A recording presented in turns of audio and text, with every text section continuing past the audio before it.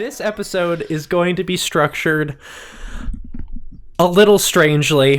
Mm-hmm. Yeah. We're going to be running through a bunch of memories. Some of them you guys will be in, some of them you won't.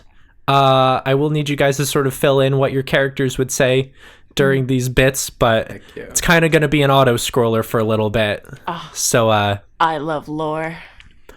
Let's start at the very beginning. The first memory that you see is with Dandy's brother, Henry. Henry, right? Okay, yeah. I was so fucking worried. I was like, I think it's Henry. Here's the problem. I kept confusing him with Peter. I just call him Henry or Peter interchangeably, and now I'm confused. Henry Peter Lane. I think it's Henry. No, Peter's his middle name. Okay. And you see him slumped in the little space he used as a home office, head against his desk after a long day of trying to crack this case.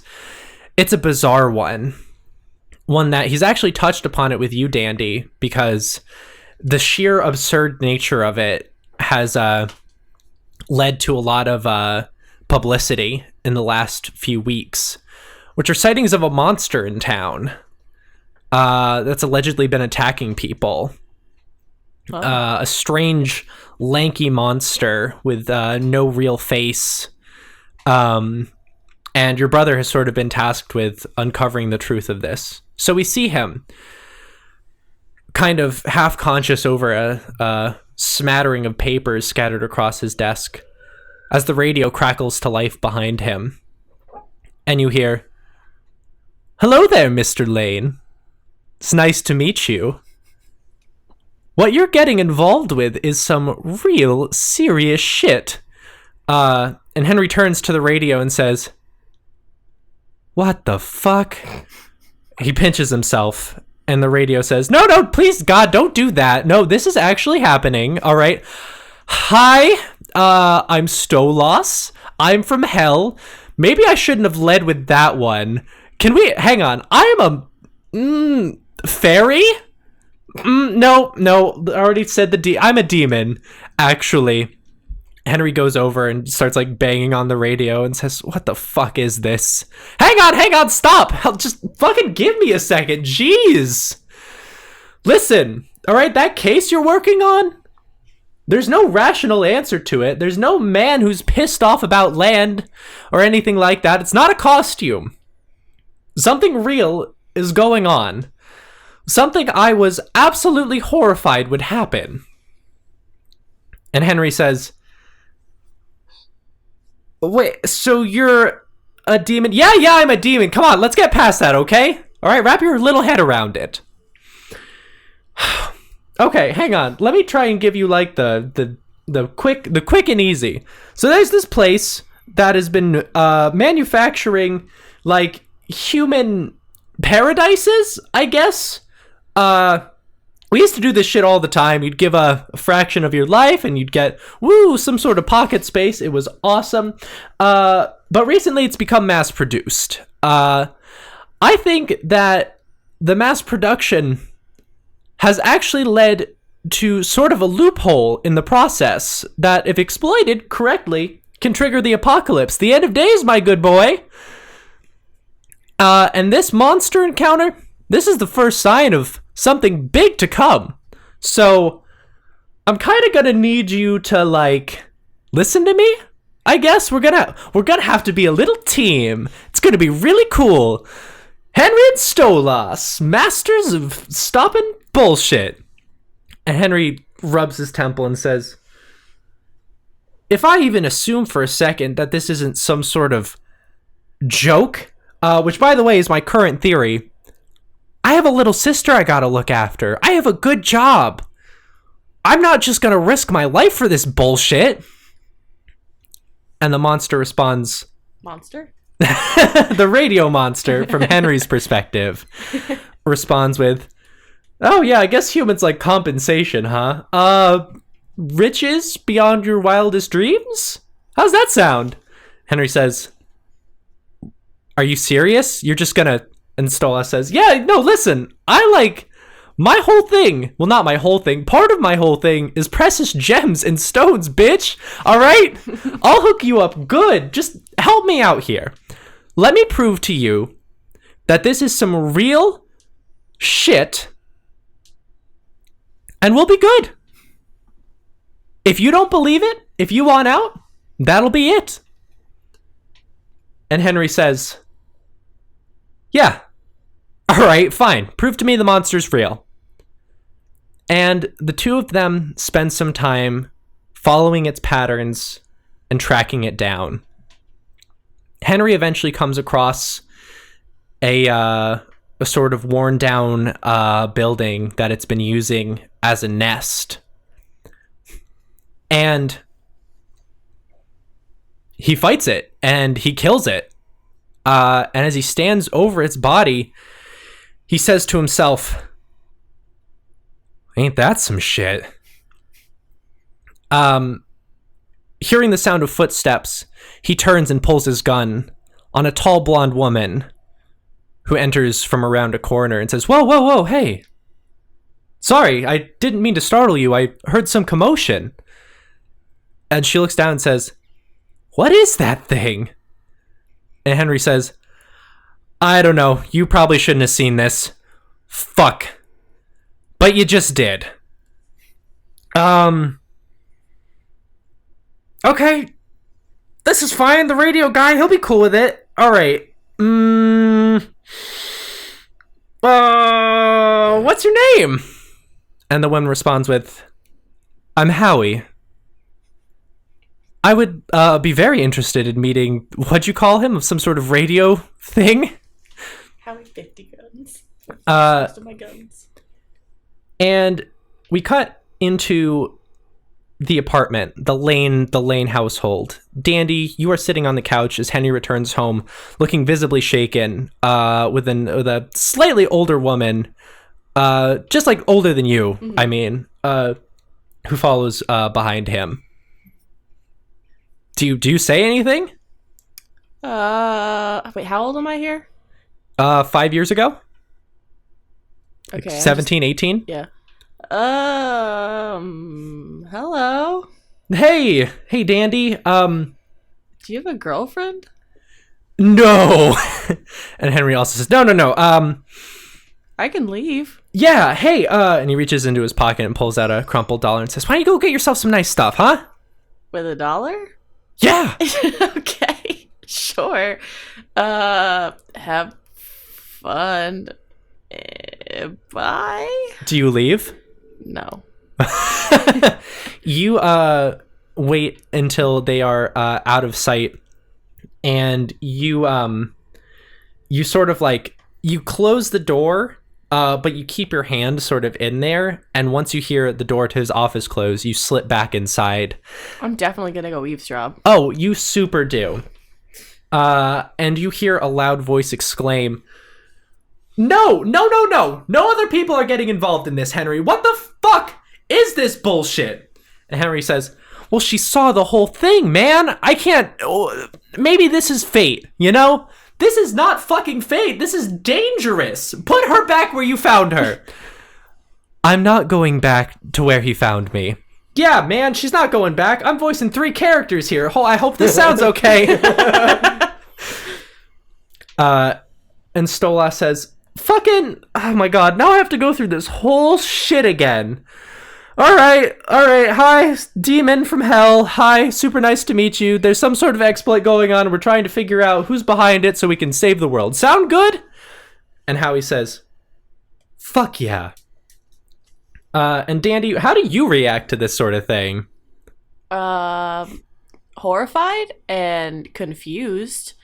But I'm probably gonna go, like, hide out in my room if I don't hear them continuously talking super loud, and then as soon as they're out of there, I'm gonna investigate the fuck out of his office. You don't find anything. Just his radio, some papers, nothing major. Dandy's confused. We cut now to New York. It is a beautiful day as Ernest Hawthorne has just earned his doctorate. Thanks to a natural intelligence, Ernest, you were able to fucking clear through school at an insane rate. And you find yourself in New York City, spending some time just like trying to find yourself, you know? Maybe trying to like relive part of your childhood. Okay. And it's also a really great day because your dad's coming up to visit. Daddy. Nope. who you haven't seen in a few years. So Father. Yes. Papa. And your dad says, Ernest, how are you? I'm great, Dad. How you doing? He gives you a big hug, says, I am so proud of you. You know, I put a lot of time into this, and I gave up that crazy photo dream I had when I was a kid, and it's you know, couldn't have done it without you, Dad. You were there for me the whole time. This is so good. I have been reading New York pamphlets nonstop for the last 3 weeks. I got them all imported from New York itself. I have a full day planned for us, son. Wow. It's gonna be great. I'm so excited. As you begin a week-long visit with your dad. Oh. Papa. Elsewhere. What did we do? Did we just hang out the whole time? Yeah, where'd you go? Did you guys go? Did you like climb the Statue of Liberty? Yeah. Climb Oh yeah. it? Did you say climb?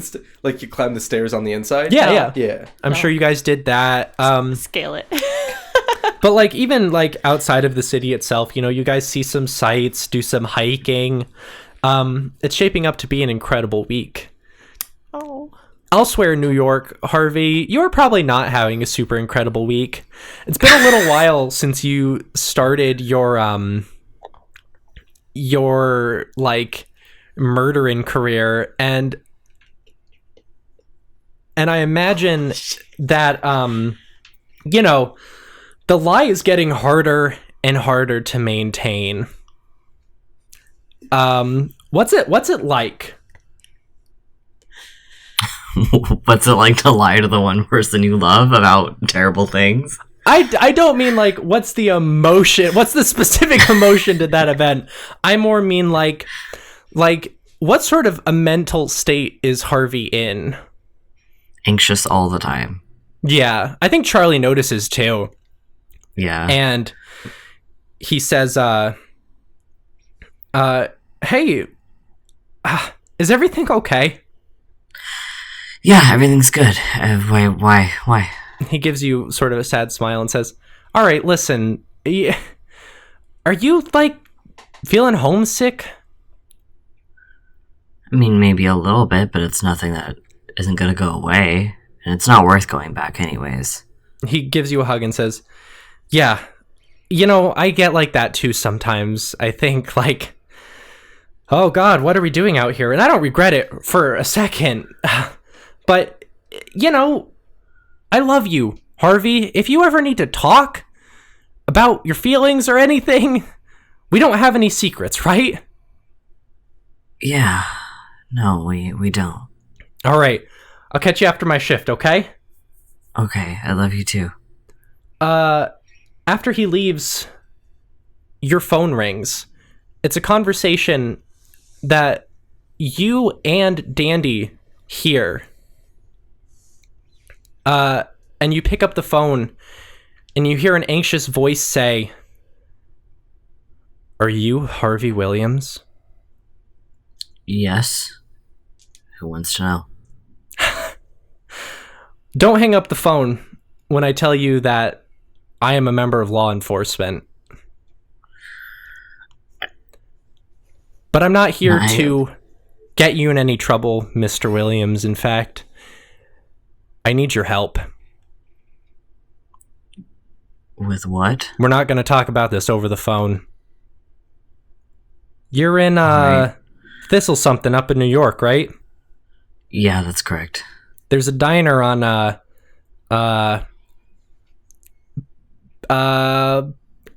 Beautiful Peak Avenue. That's where the diner is. Meet me there tomorrow at 4. All right. Dandy, I hang up the phone.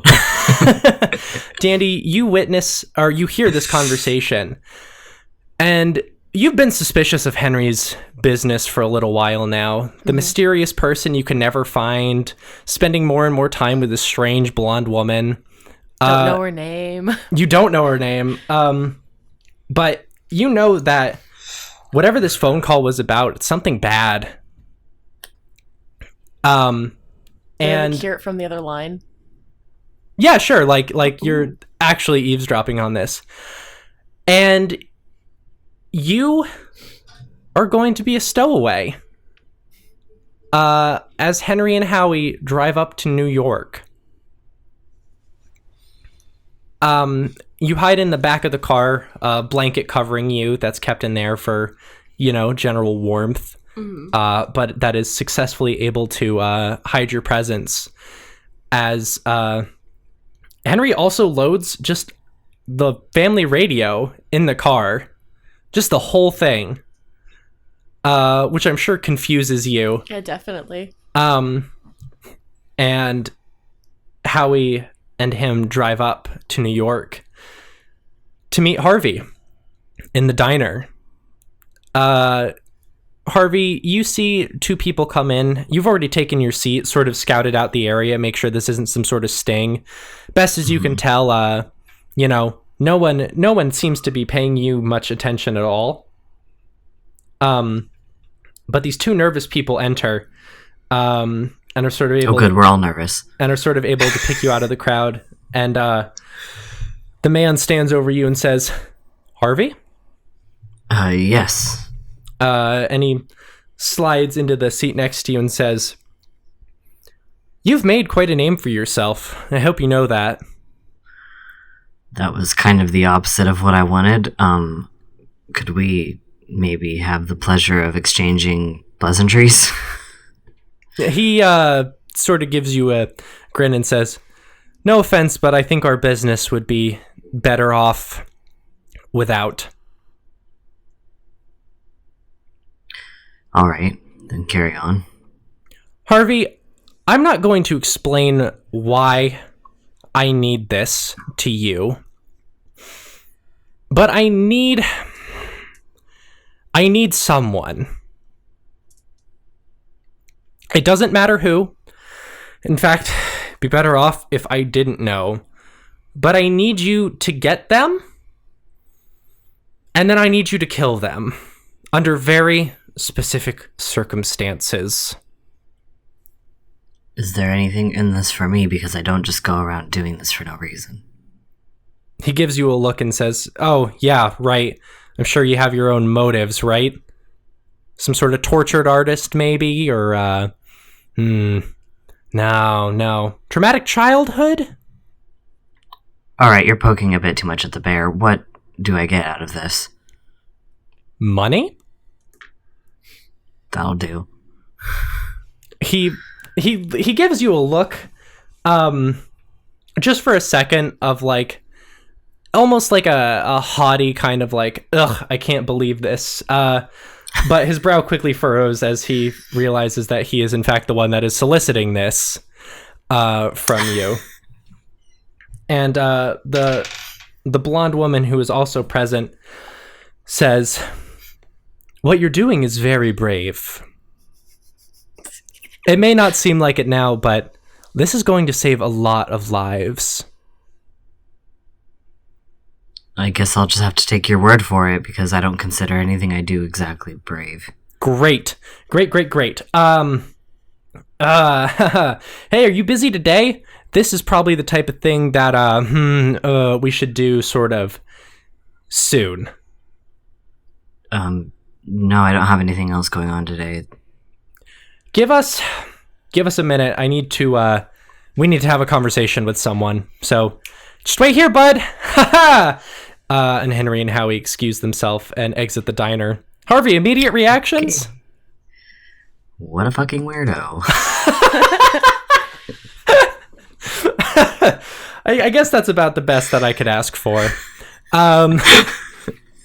Dandy, you hear the car door open as the radio gets fiddled with, and horrifyingly, Dandy, it comes to life. Unplugged just in the back, and you hear, "All right, how'd it go? We got our killer?" I want to very, very like quietly and like stealthily. I really can't help but like peek my head out from under the blanket a little bit to like just make sure that what I'm hearing is fucking correct. Yeah, you see the radio somehow talking. Oh my god. And Henry says, "So you're sure this is necessary, huh? We're just supposed to take your word on it that the end of days is coming?" And Stola says, "Yes, we can't find the host anywhere. And that can only mean that he or she, they, whatever you want, are dead. And if they're dead, then fuck, it's the end of days, baby. I am your only hope. So we're just gonna get some poor sucker. We're gonna force them into a realm. They're gonna die. I'm gonna get out, and I'll be able to stop this whole thing. It's foolproof. I know you have no reason to trust me, but it really does mean a lot that, you're going along with all this. I promise I'm not gonna let you down, Henry." And Henry says, "Yeah, you better fucking not. Demon or not, whatever sort of hell prince you are, if this is some sort of fucking game, I'm taking you down." And Stola says, yeah, whatever, big talk. All right. Well, have fun. Well, no, take the radio with you. Take it with you. Go with Mr. Murder Pants. That's going to make this whole thing a lot easier. I got exactly what I need whipped up. Got it straight from, well, you haven't heard of it. There's the manufacturing people, don't worry. I got everything I need. Poor sucker's not even going to remember what happened to him. It's going to be great. Henry looks doubtful, but begins hauling the radio out as Harvey, you exit the diner, and Henry says, "Hey, which one's yours? We gotta load this thing in there. Is that cool?" Why do you need a radio? No time. Come on, lots of money in your near future. Just which car's yours, bud? This thing's real heavy. Okay, and I'll show them to my car. So they load it in the back. Henry sits shotgun as Howie sits behind you, Harvey.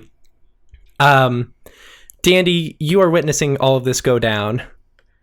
Is there any chance I'd be able to like follow them or get into that car? Because I don't know I don't think she'd just sit there and be like, try and process. I think she's definitely in shock, but she's not about to just be like, okay. Yeah, you see, sorry, lost my train of thought. You can, hijack the car. Okay. Like Henry's car. Yeah, I'll definitely do that. I'm not gonna have you roll for it because you would fail. That's fair. But adrenaline coursing through you, whatever you're witnessing, it's bad. And you are able to jumpstart the car as you start driving after your brother. Also on the road at this time is Ernest and his father. What is your dad's name? Did we ever give him a name? Probably not. Journist Hawthorne! Nope. That's not canon. You're right. It's actually Mernest. I'd say it's Burnist. I gotta go. Give me a name then. All right.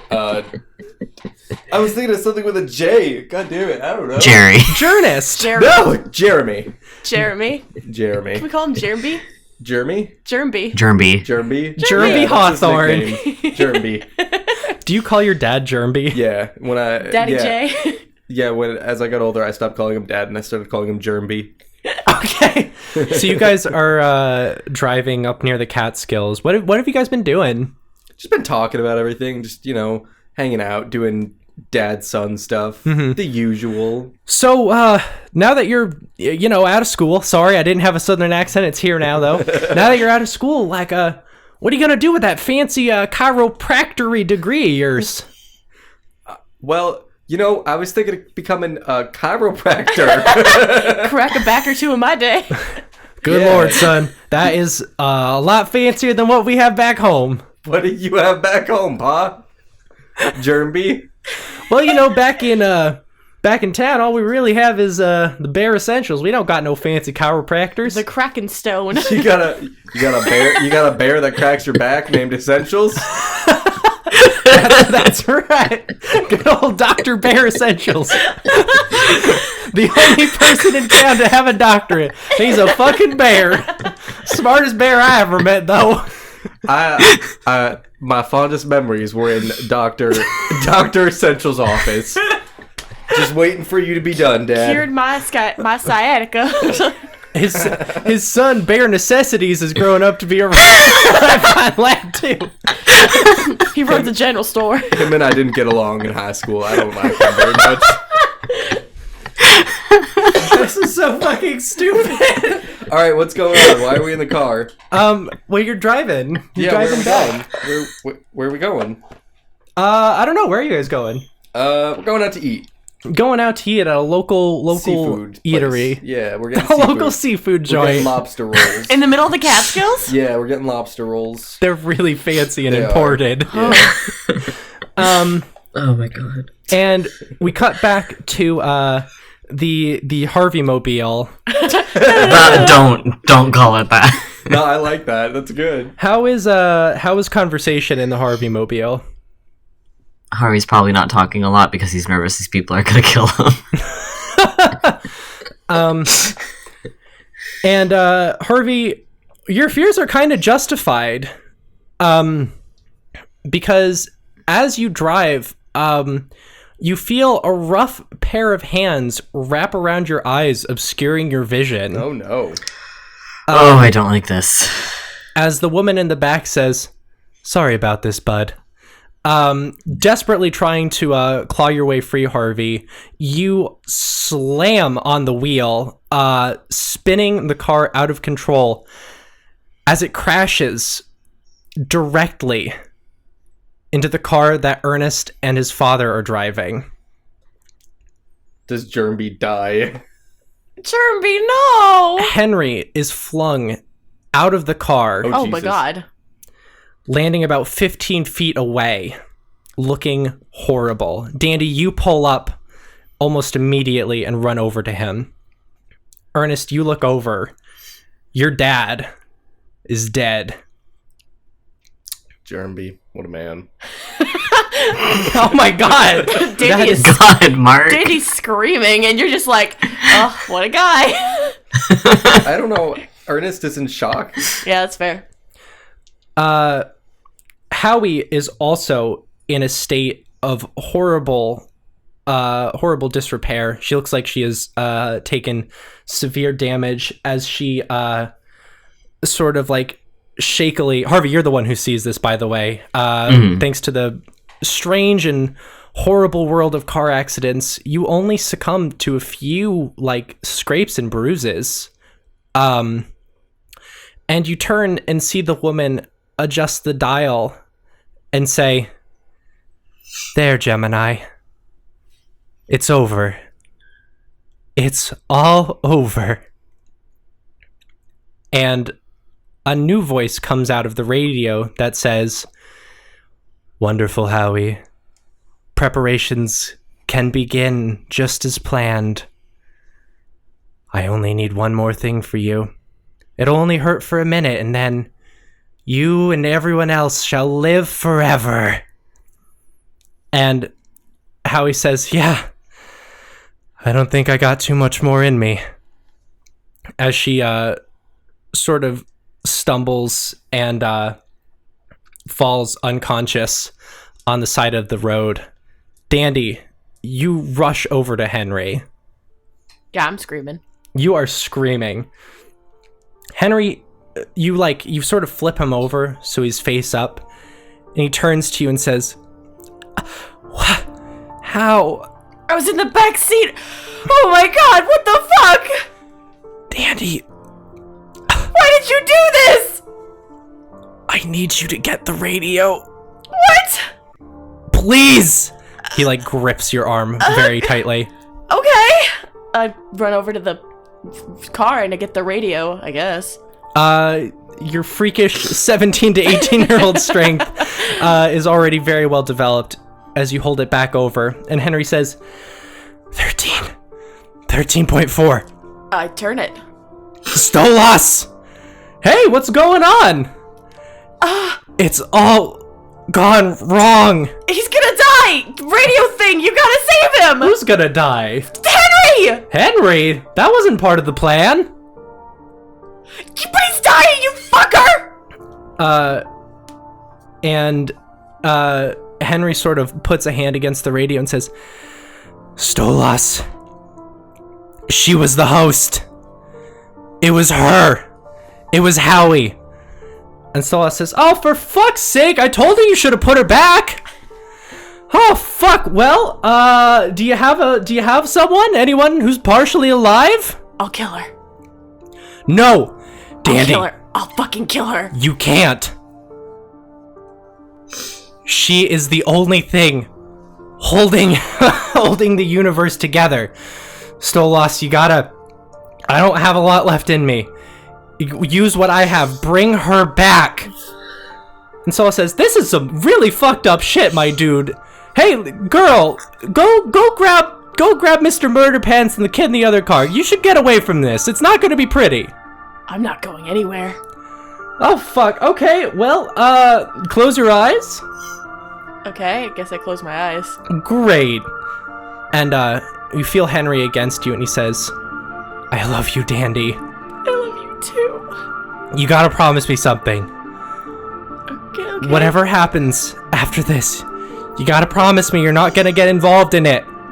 You gotta promise me you're gonna live a normal life. You're gonna do great things. I promise. That's my girl. No, please. And you feel the life drain from him as he goes limp in your arms. Hey, Ernest, how are you doing? I don't know. He's still in shock. I think Ernest took some damage too. Oh yeah, I'm sure. You are in a pretty messed up state. That's an oh no. What? That's an oh no. Mm-hmm. Howie kind of stands up shakily now and says, did it work? Did it work? And the radio says, fuck no, bitch! As she disappears from view. Bye. This is fine. This is fine. In a few days, no one's gonna remember any of this. It's all gonna be okay. What? It's all gonna be okay. What? I know this isn't gonna make any sense right now, and thankfully, it doesn't need to make any sense. Because it's okay. I fixed it. I fixed the problem. What? Sorry for any casualties that may have occurred. Like I said, try and get some sleep. In a few days, this is all just gonna be a weird, hazy memory.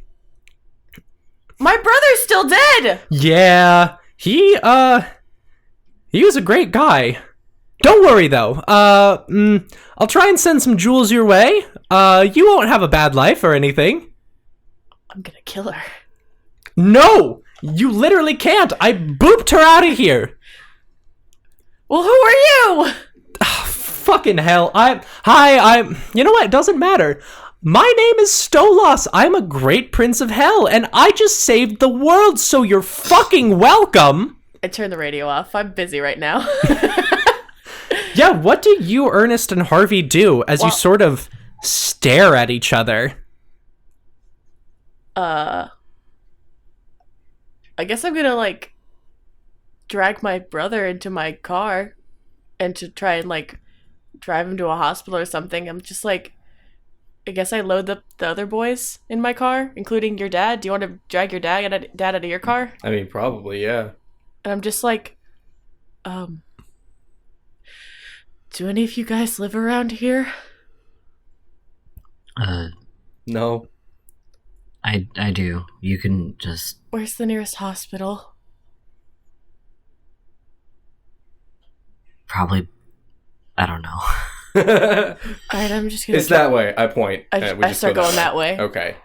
And I think, I don't know about you guys, but after, about a good 5 minutes of really, really horrible silence, I'm just my name's Dandy. I'm Ernest. I'm Harvey. This is Jeremy. Oh no! No! That's horrible. Dandy chokes back a sob and she's like, this is the worst day of my life. I'm sorry. My brother and that blonde woman got us into this. Okay. So, did you take the radio with you, or are you just leaving it there? Oh, it's fucking leaving that shit there. Okay. I'm not taking that. You drive to the hospital, the nearest hospital. Everyone is like horrified by what happened. How do you explain the situation you're in? First I'm just like pointing to the two dead individuals, like, is there anything you can do? Please try and save either of them. A paramedic shakes his head sadly, says, "Do you have anyone you can call, little girl?" No. Girl. No, I don't. Okay, well, the three of you are kind of scraped up pretty bad. You said this was a car accident? Yeah.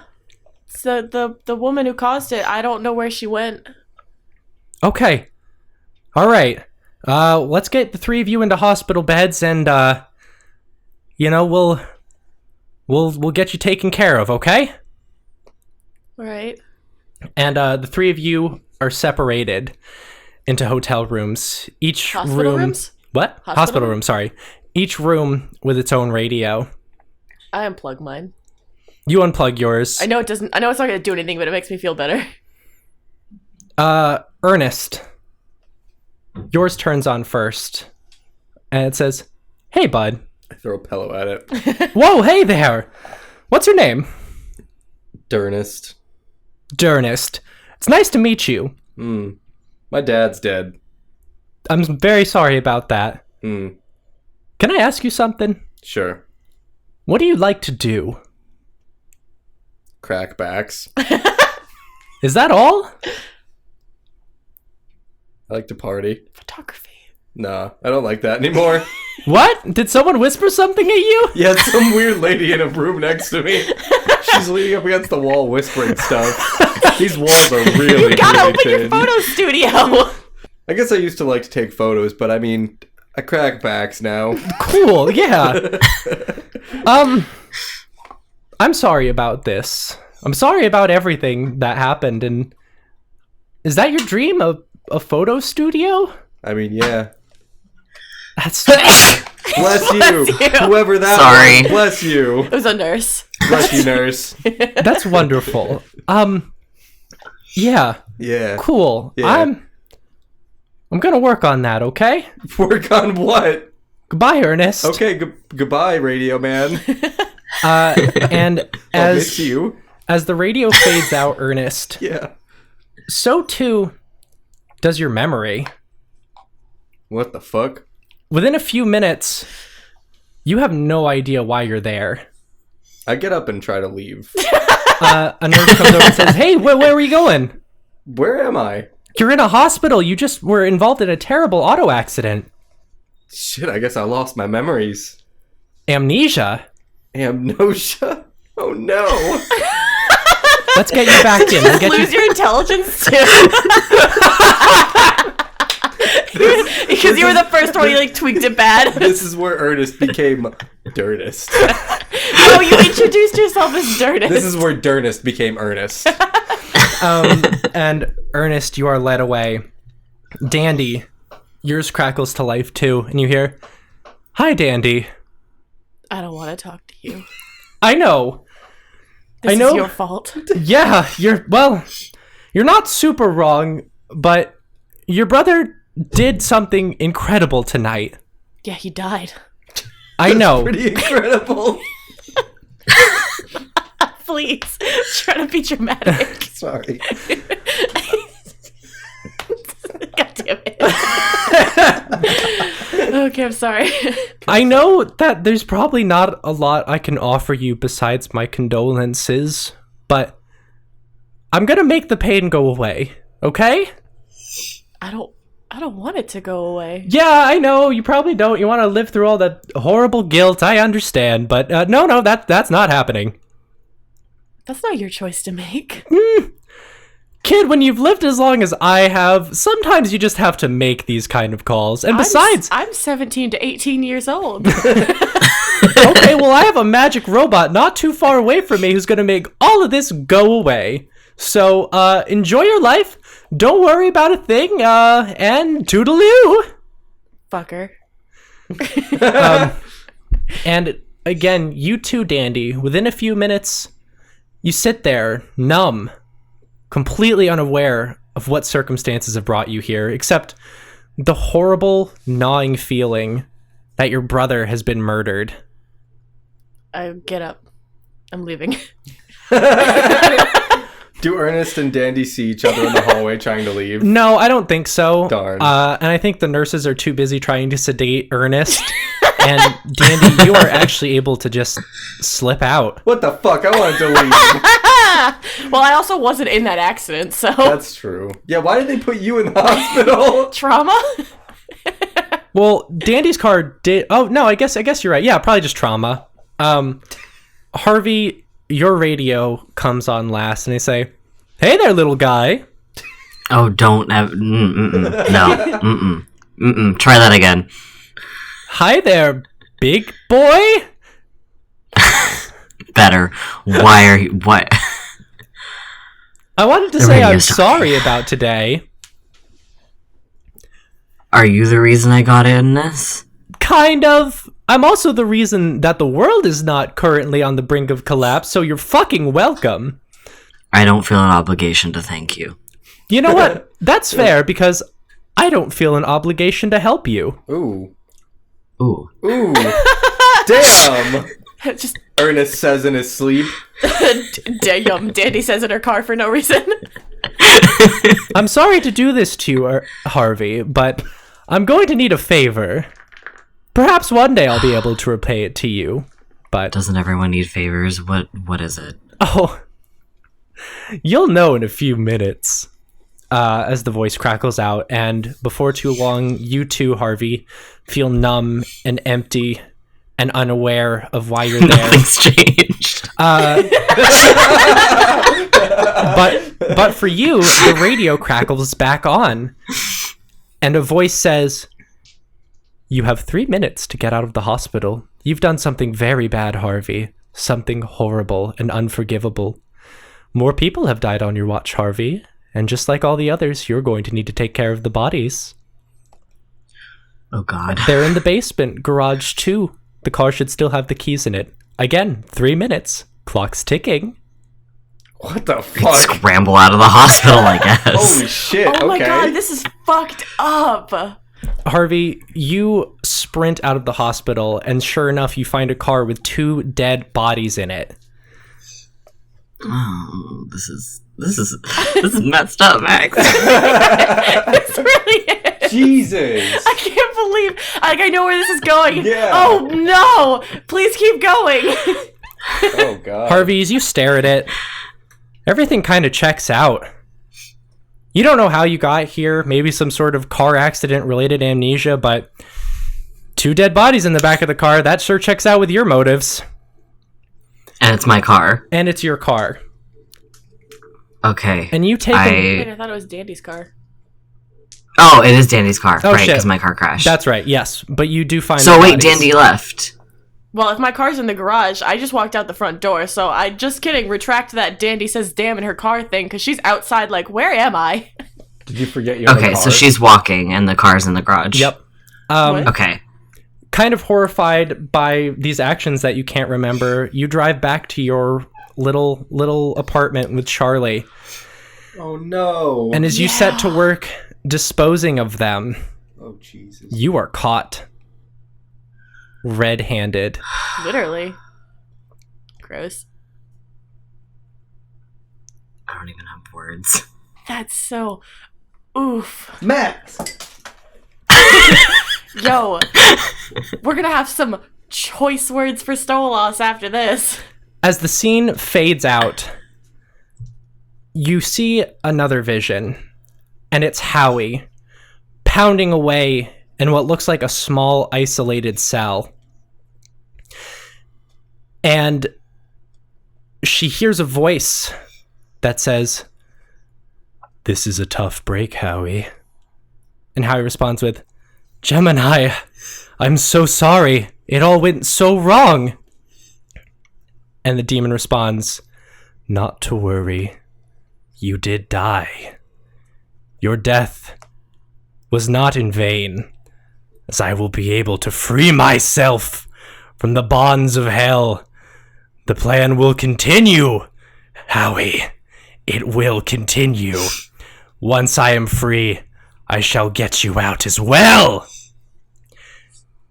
And Howie says, huh, good. What a mess, right?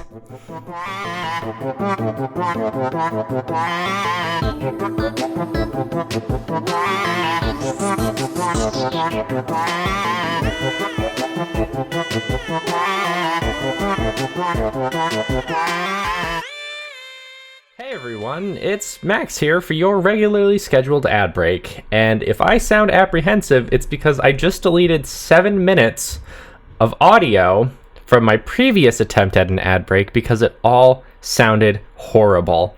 And I'm petrified that it's going to happen again.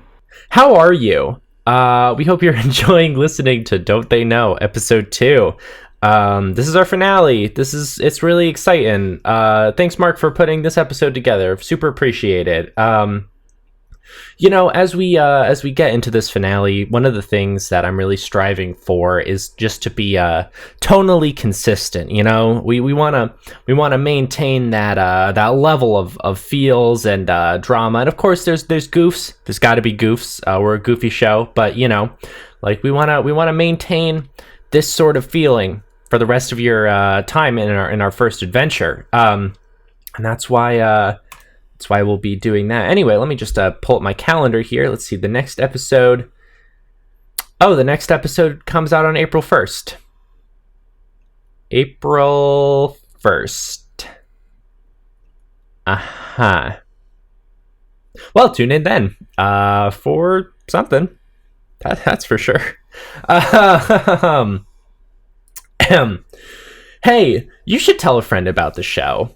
I know that I love to shove this down everyone's throats every week, but telling a friend really helps us. And if you're a friend who's listening to this because a friend told you to, well, one, thank you, and thank you to your friend as well. But also, you understand how important that is. And now is a great time to hop on board because, by the time they get caught up with everything, they'll be at the end and they'll be listening to the end with everyone else. How exciting would that be? Tell your friends. And of course, we love the wonderful things that you guys post on social media, all of your wonderful recommendations on Tumblr and Twitter. Those are great. Those are so cool. We love when you guys do that. So thank you for doing that and supporting us in that way. If you want to support us on social media, find us at _TIN_cast on Twitter and TIN-cast on Tumblr. We love to retweet and reblog the wonderful things you guys say about us. And if you want to check out the hashtag TinCast, I literally forgot about the hashtag TinCast. It's been a while since I've mentioned it, I think. But hashtag TinCast has so much good art and content and wonderful things that you guys say about the show there. Both on Twitter and on Tumblr. I don't check it anywhere else. I don't know if there's other content out there. Let me know if there is, because damn. But thank you guys for all that. Oh, that reminds me. Actually, while I have you guys here, so as we approach the end of this adventure, there are still tons of people who talked about us in season 1. Tons of people who use the hashtag TinCast. And if you're one of those people, but you were not put in the show as a major or minor character, you let me know. And we'll get you into top billing in season 2. It's going to be really good. I appreciate your guys' patience. There were a lot more people towards the end than I thought there were going to be, but we're going to get you in there. So just message the show. Send us a personal message anywhere. Do whatever you want. Just let me know so we can get you in there, and we'll thank you properly. So that's very cool. Hey, patreon.com/tincast is our hub for monetary stuff. Well, we're a show that needs money to survive. One day we'd love to be, able to do this full time, and with your support, maybe eventually we can. It's a far off goal, but hell, I didn't think we'd get this far, so who knows? But your support over there is incredible. If you can give $1, that's literally great. If you can give, the critical success tier, that's wonderful. It doesn't matter as much as it matters that you're there supporting us. That's the important stuff. So thank you if you want to do that. And of course, let's not forget our critical success people. Alexander Getty, Joseph Stowell, Brett Abraham, Will Schramp, Ace of the Lukewarm Yeti, and Niji Dragon. Thank you guys so much for your continued support of the show. And I've mentioned it a few times now, but just as another reminder, that tier is limited to, I think, 10-ish people, and we're about halfway full on that. So if you do want to be a critical success patron and have me thank you literally every single week, please hop on board before you can't. Hey, so this week we have some promotional stuff going on. If you want us to run a promotion, I haven't really promoted it in a while, but we have $25 personal messages and $50 ads. Please hit us up on like Tumblr or something. Send us a personal message if that's something that you're interested in, or send us an email at tincast13@gmail.com. But this week we want to talk about I guess what is kind of the official sponsor of This Isn't Normal. It's Rolling for Mayhem. We're glad to have them back as a sponsor for the next few weeks, and of course we will be telling you about them. The world is recovering from the last World War. New races have emerged, life carries on, and people try to recover. Our heroes try to help with this recovery. Probably. They're trying to do something, at least. Join our heroes, Bentley the Gnome, Emily the Human, and Wajit the Dragonborn, as they try to complete the tasks ahead of them to the best of their abilities. The journey ahead is full of hijinks, crit rolls that have absurd outcomes, humor that leans towards an adult audience, gay stuff, and sometimes serious moments. So join Maine in figuring out what these chaotic players are doing to their world in Rolling for Mayhem, which can be found on iTunes, Google, SoundCloud, and now brand new YouTube. They got a YouTube. You can listen to that all on YouTube. Why download an app when you can just listen to it on YouTube? You can't find us on YouTube, so I guess you would already have an app, but if it's easier for you, find them on YouTube. I don't know. I'm so stupid. Why do I laugh at my own stuff? Anyway, once again, though, if you would like to also sponsor the show and its continued success, please hit us up. Send your friend a birthday message. Wish your dog good luck at its upcoming dog show. I don't know. If that's something you're interested in, please let us know. Oh my god, am I forgetting something? I feel like I'm forgetting more stuff. I don't know. I'm still stressed out. This is going to sound horrible when I listen to it again. Anyway, I love you guys. Join us April 1st for something. Join us April 1st. Just another normal day in the neighborhood. All right, let's get back to this madness. Okay, bye-bye.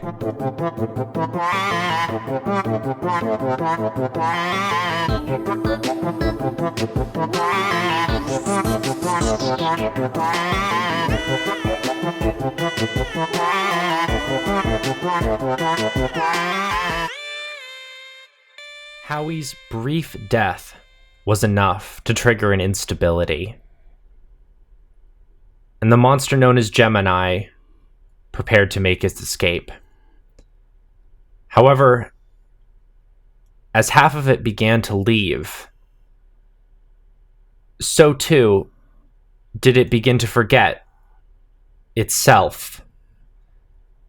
And as it emerged out into Earth, invisible to the world and itself, it bided its time, waiting, having no idea what it was or what its purpose was. Howie would spend 4.5 years trapped inside of a prison that Stolas created. Slowly going insane, she would pace up and down in a small cell, surrounded by nothing but darkness. And after an incredible amount of time, a voice finally reached out to her, a voice that startled her to her very core. And it said, "Howie, I've found you. Oh my Goodness, it's been a hot second, hasn't it? That's okay, though. We're going to get you out. Don't you worry.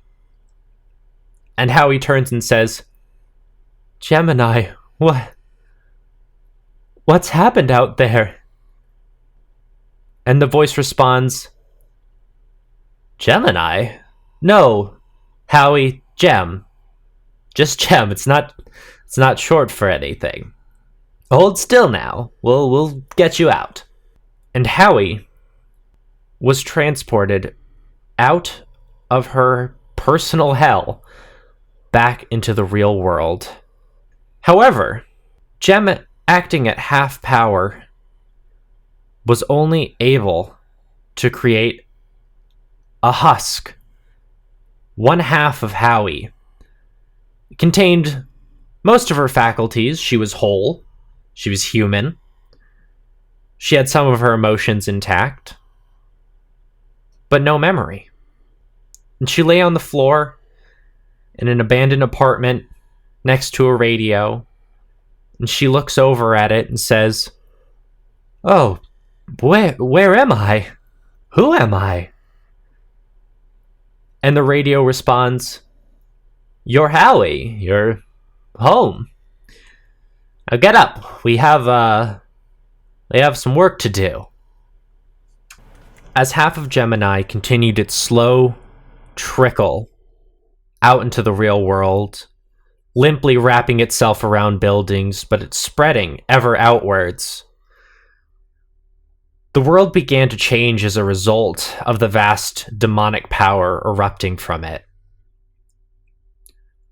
One girl in particular was corrupted in such a way as to be able to see exactly what was happening. This young girl watched in horror as the area around her began to get wrapped in tentacles. She would spend all day hiding in her room, petrified of what was happening. And one day she was offered a proposition from a demon who saw this cowering and took it as some sort of mental breakdown and offered her a safe haven. Felicity Lockland had tried so very hard to warn people before, but no matter what she tried to say or what she tried to do, no one seemed to understand her fears, these things that she was seeing. She even tried to reach out to Dandy, to no avail. Having wiped almost everyone's memory, Stolas turned around, examining a small collection of gadgets he had acquired. The Arbiter whistled before him. Next to it, a small mirror that had been attuned with 4 jewels of his own creation. It was a sort of backup he had installed, a way to still know what was really going on in the world, but even that now seemed too risky in the face of the end of the world. And so he removed the gems, buried them in a heap of treasure, which he would later gift to Barbaros, and the mirror he would toss out into the world, soon to find its way into the hands of a pawn shop owner. And last for Stolas, he wiped his own memory, deeming it unnecessary evil. And Stolas put the whole thing behind him for 5 long years, until eventually he found out about Danica and her own malicious intent, and decided, just as he had years and years ago, that it was his responsibility to stop it. As that scene fades into blackness, the 3 of you wake up. From all of your pockets where your little radios are, you hear, "Oh, fuck! Oh, fuck! Oh, fuck!" Is Howie still here? Yeah. I fucking tackle her. Ah! It's nice to see you too, Dandy! I grabbed Dandy. Yeah, I'm gonna run over and grab Dandy. You fucking did this! I didn't do anything! Dandy, you're scaring me! I Can I also roll strength to try and help? Yeah, the two of you can roll strength. I got an extreme success. Okay, I succeeded. I feel like I should also make I'll make a strength contest, see if I can break free. Yeah. I got a hard success. Yeah, I feel like I'm gonna fail, but that's fine. Where's my other boy? I got a 40, so no. Okay, Dandy, you are pulled back screaming. Howie looks horrified and says, Ernest, Harvey, what? Howie, go. We will explain later. Go. Okay! And Howie starts running. I'm gonna try and... Sorry about this. I'm gonna punch Ernest in the face. Oh, I'm dodging. Yeah, that's a 1. You got a critical success? Yeah, that's a 1. Wait, I just want to see if I fumble, because I think that'd be really funny. I got a 19. Or 16, sorry. So I didn't beat that. Alright, Ernest, you catch her fist. Do you want to say something to her? I'm gonna hug her. Okay, Yeah, you give her a I big hug. Fucking break down. I understand this may not be the best time. I kicked the radio. Listen to me! Listening. Alright. You're on thin fucking ice. I sort of fucked with a lot of you guys, and I realized that. But the end is really fucking nigh right now. Half of whatever monster Howie's with is out. And if it's gonna keep coming out, that means shit's about to hit the fan. In the worst possible way. What do we do? Okay, listen. I had a plan with Henry for this exact thing. Oh, fuck. I have Harvey. Okay, we're gonna need someone a little more morally flexible. I'm gonna need you guys to run, okay? Where to? Local cemetery. Oh, okay. Alright. Does Dandy want to... Yeah, you guys can let me go. Wait, just... Yeah, Danny's gonna shake you guys off. Okay. And then, sort of like stumble over into a corner, and just sort of like take a minute to breathe. Yeah, you take a second. I gotta take care of a few things. I'm so sorry about this. Please, just trust me on this. Local cemetery, ASAP. Okay, we're going. Bring a shovel. Okay. Okay. Oh, I don't like this. I don't like this either, but Dandy just starts booking it up the stairs. I'll follow. Yeah, we're following. Who? I feel like there was somebody else with us. There's nobody else with us, though, right? Howie ran. No, Louisa how he probably ran. could, Yeah. unless No, Louisa's Louisa in the wasn't there. lobby. Yeah. Yeah. The three of you crash out of the broom closet, stumbling down the stairs. You see Louisa at the reception desk and says, Hey, how did it go? Not right now, and I book it right out the door.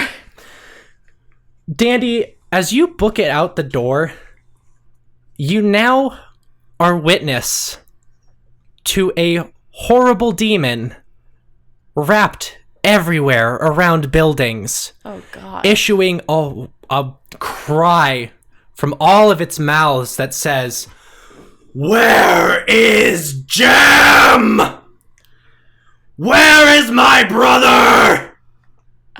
Go back into the hotel. I pushed Andy back out.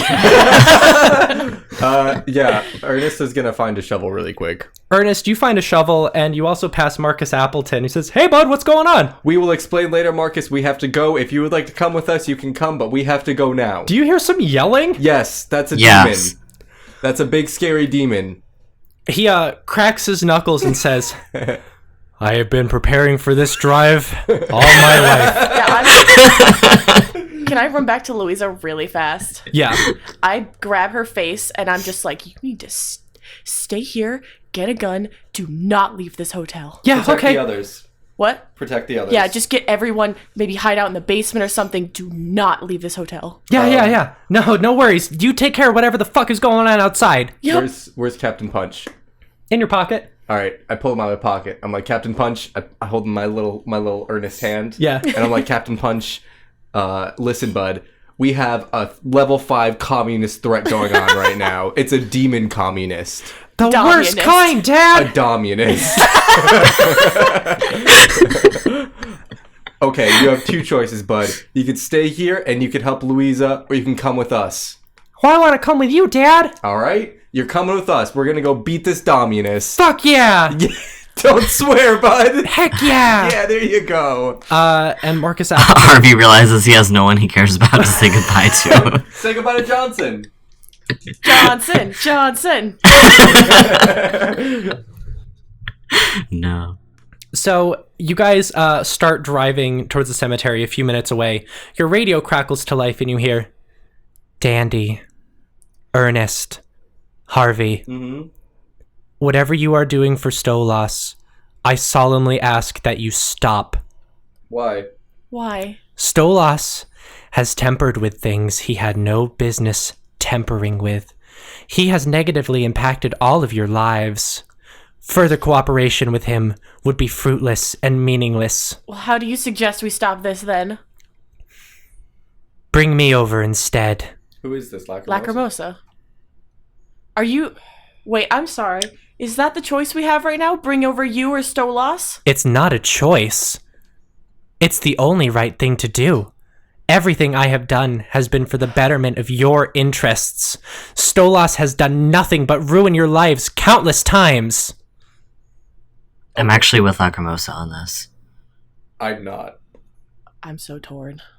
I'm with Stolas. Dandy's got her head in her, like, her hands in her lap, just like curled up as fetally as she can get at this point. The radio switches over and you hear, Hey, are you almost there? Stolas, are we bringing you into this world? Is that what you're asking us to do? It's the only way. I love the three of you to death. I can't stress how sorry I am, but you can't handle this on your own. Lacrimosa wants us to bring her over. Well, of course she does, that fucking bitch. Why? Why her? Yeah. Well, she probably wants to save the world too. Right, but... Listen, Stolas, I'm with you. We've been with you longer than we've been with Lacrimosa. I really hope that's not the only reason you trust me on this, Ernest. You've done a lot for us. Of course I trust you. We're bros. We're bros. I'm sorry, I don't trust you. Go left! No, sorry, not you. Hang on, I'm having two conversations here. What? Who else are you talking to? Punch! No, again, not you. Sorry. Who are you talking to? You'll see in a few minutes. What? Dandy, decision time. Lacrimosa or Stolas? You are the tiebreaker. Oh my fucking god. It's your choice. Whoever you choose, we are going with.